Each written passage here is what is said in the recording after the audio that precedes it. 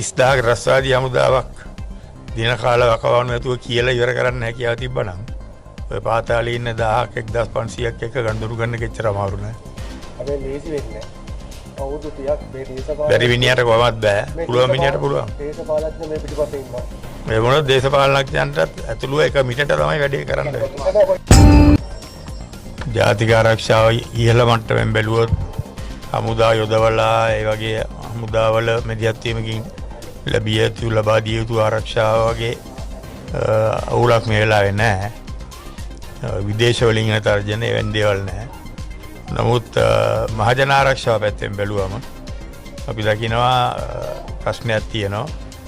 මොකද පාතාලය නීති විරෝධී අවිදරන්නන් ඒගොල්ලෝ හුඟක් නිදැල්ලේ නිදාසේ මේ දවස්වල ඒගොල්ලොන්ගේ ඉදිරිවාදී කාර්යයන් සතුරන් හුඟක් වෙලාට පුද්ගලික කෝන්තර හැබැයි පිටිපස්සේ මද්ද්‍රව්‍ය උදුර වගේ දේවලුත් තියෙනවා. ඒවා නිසා මිනිමරා ගැනීමක් සිද්ධ වෙනවා. කොහොමුණත් රටක් වුණාම රටේ නීතිය ආරක්ෂා වෙනවා නම් පොලිසිය ක්‍රියාත්මක වෙනවා නම් මේ වගේ දේවල් සිද්ධ වෙන්න බෑ. ඒකට ඒව වෙනකොට අනිවාර්යයෙන්ම රටේ ජනතාවට තිබිය යුතු ආරක්ෂාව නිදහසේ බය නැතුව ජීවත් වෙන්න ඕන පරිසරය ඒවා නිර්මාණය වෙන්නේ නැහැ. ඒකෙන්ද එතන අවුලක් තියෙනවා. අපි ප්‍රශ්නයක් තියෙනවා. ඒ කියන්නේ මේ තහවුරු වෙලා නැද්ද රටේ තහවුරු කරන්න තාම ආණ්ඩුවට බලාපොරොත්තුවක් නැහැ වගේද පේන්නේ. නෑ හැකියාවක් නැහැ.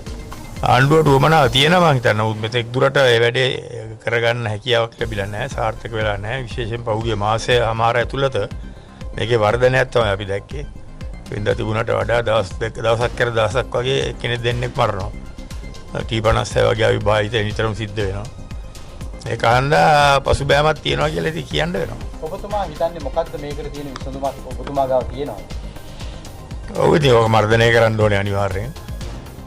විසඳුම් උත්තර ප්‍රශ්න පත්‍රයක වගේ ලියලා ඉවරලා වාර්තා ලියලා ඔක මර්ධනය කරන්න බෑ. හැකියාව තියෙන මිනිස්සු වැඩේට බහැලා කරන්න ඕනේ.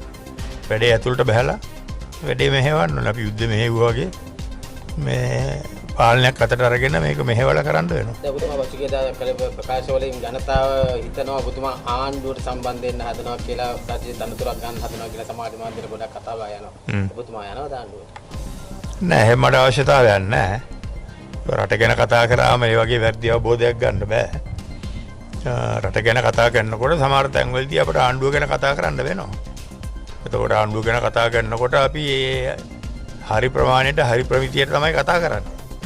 ආණ්ඩුවට කඩේ යන්නෙත් නැහැ. ආණ්ඩුවට බොරුවට දේශපාලන වාසිකයන්ට පහර දෙන්නෙත් නැහැ. ඒකන්ද ඉතින් මේක අවබෝධයෙන් තේරුම් ගන්න බැරි මිනිස්සු එක එක කතා කියන මඩ ගන්නවා. ඒක අපට අදාළ නැහැ. ඔබතුමා රණවරුන්ගේ පැත්ත ගත්තේ නැහැ. භාග්‍ය රජයේ කල ප්‍රකාශය රජයේ පැත්ත ගත්තේ රණවරුන්ගේ පැත්ත ගත්තේ නැහැ. ඔබතුමා හිටපු හමුදාපතිවරයා විදිහට කියලා සමාජයේ යන දෝෂාරෝපණ එනවා. ඒකට මොකක්ද? ඒක පැහැදිලිව මම මෙතන කරපු කතාවේදී කිව්වා. ඒ මුළු කතාවම දාන්න. එතකොට හරි. ආයෙ කතා කරන්න ඕනේ නැහනේ. එතකොට ඔබතුමා කියන්නේ ජාතික ආරක්ෂාව සහ මහජන ආරක්ෂාව සම්බන්ධයෙන් ඔබතුමාට යම් වගකීමක් බාර දෙන්න රජයේ කතා කළොත් කොතනද ඔබතුමා ඉන්නේ? මේවයි මම කරනවා යම් කිසි දේශපාලනයක් මේ රටේ. ඒ දේශපාලනේ මම අනිවාර්යයෙන්ම කරනවා. මොකද මම කියන දේශපාලනේ මම දකින දැක්ම ඒවා යම් කිසි රජයක් හරි යම් කිසි දේශපාලනයක් හරි කරයි කියලා මට බලාපොරොත්තු වෙන්න බෑ. අපි උඟක් වෙලාවල බලාපොරොත්තු කඩ වෙලා තියෙන එක කට්ටිය විශ්වාස කරලා. ඒකත් මගේ දේශපාලනේ මම කරගෙන යනවා. නමුත් ප්‍රවැසියෙක් හැටියට මාගේ මට වාකීමක් ලැබුණොත් වාකීමක් කියන්නේ නිකන් මේ කාට හරි උපදේශකයෙක් වෙලා පඩියක් ගන්න යාන වාහන අරගෙන ඉවරලා ඔෆිස් එකක් දාගන්න නෙමෙයි. නමුත් වාකීමක් බාරගත්තොත් ඒ වැඩේට බහැලා වැඩ කරන්න වෙනවා. මම ඉස්සෙල්ලා කිව්වා වගේ බලතල ඇතුව වැඩේට බහැලා වැඩේ මෙහෙවන්න පුළුවන් ඉදි වාකීමක් ආවොත් කරනවා. නැත්නම් නිකන් බොරුවට අර ඉස්සෙල්ලා මම කිව්වා වගේ තානාන්තර ගන්න, පහසුකම් ලබා ගන්න, වරප්‍රසාද ලබා ගන්න. මේ දේවල් අත ගන්න මම ලෑස්ති නැහැ. හදිසිය ඔබතුමාට මේ වගකීම බාර දුන්නොත් ඔබතුමාට පුළුවන් ද මේ ආරක්ෂාව මාස කිහිපයක් ඇතුළත නැවත රටේ හදලා දෙන්න? ඔව් අනිවාර්යෙන් පුළුවන්. 30000ක රස්වාදී හමුදාවක් දින කාල වකවානු නැතුව කියලා ඉවර කරන්න හැකියාව තිබ්බනම් ඔය පාතාලේ ඉන්න 1000ක් 1500ක් එක ගණදුරු ගන්න කෙච්චර අමාරු නෑ. හැබැයි ලේසි වෙන්නේ නැහැ.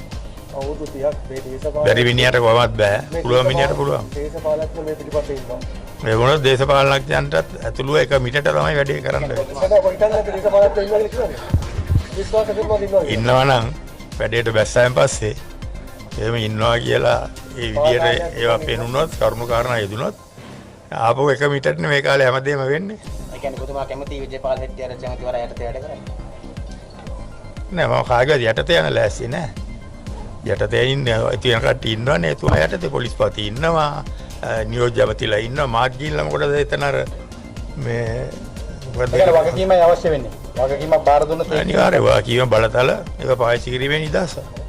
එතකොට දැන් මේ දැන් ඉදිරි මැතිවරණේ අපි දැක්ක ඔබතුමාගේ අම්තරකයක් තියෙන ආණ්ඩුව මොන වගේ තැනක හිඳී කියලා ඔබතුමා හිතනවද මේ පළාත් පාලන ආයතනය? මම හිතනවා මේ මැතිවරණය ආණ්ඩුව ජයග්‍රහණය කරાવી. මම හිතනවා මේ යුද්ධෙත් ඒකයි කියලා. මොකද කඩා වැටලා ජනතාව ප්‍රතික්ෂේප කරපු පිළවල් වලට කාලයක් තිස්සේ ජනතාවට කේකේව පොරොන්දු දීලා ඉවරලා පොරොන්දු ඉෂ්ට නොකරපු අයට නැවතත් ඒ වගේ කට්ටිය මත විශ්වාසය තියලා බලතල ලබා දීලා ඒ ස්ථාන වලට පත් කරන එකේ තේරුමක් නැහැ.